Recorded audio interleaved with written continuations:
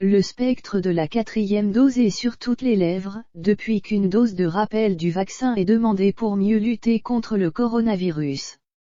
Le professeur Jean-François Delfraissy, président du Conseil scientifique, s'est exprimé devant le Sénat à ce sujet, se voulant le plus transparent possible. Régulièrement auditionné, Jean-François Delfraissy a été interrogé par le Sénat le 8 décembre 2021 dans le cadre de la crise sanitaire de la Covid-19, notamment pour s'exprimer sur les nouveaux variants et la vaccination.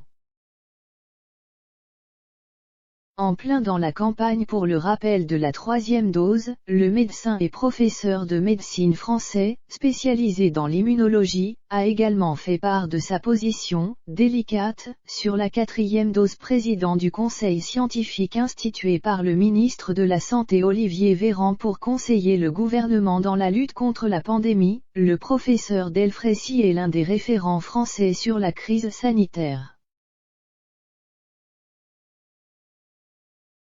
Le professeur a redit qu'après cette dose de rappel, la réponse immunitaire était démultipliée.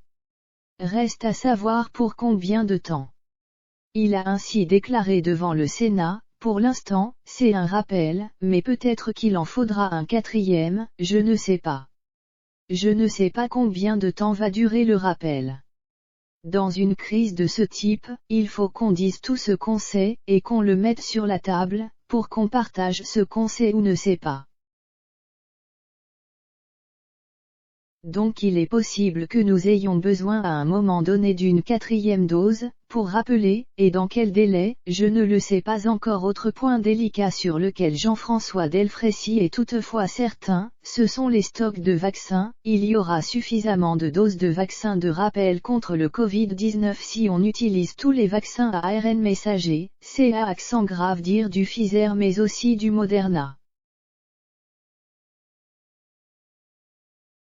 Il précise, les deux vaccins ont la même efficacité, celle du Moderna étant peut-être légèrement meilleure en dose de rappel, a assuré le médecin à cheval sur le respect des gestes barrières. Le professeur Delfraissy a rappelé que pour limiter les effets de la 5e vague et espérer des fêtes de Noël les plus sereines possibles, il ne faut pas se reposer uniquement sur la vaccination. Les fêtes pourront avoir lieu mais le fait de limiter le nombre de convives, de se faire un test avant de vérifier que les plus âgés sont vaccinés, c'est du bon sens, a-t-il estimé.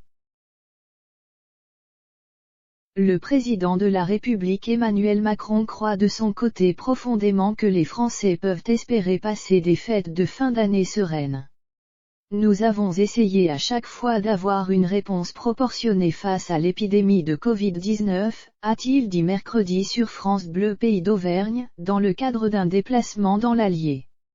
Le gouvernement a décidé par ailleurs de ne pas toucher aux dates des congés scolaires de Noël, choisissant de dépister au maximum les enfants et endurcissant le protocole sanitaire dans les écoles.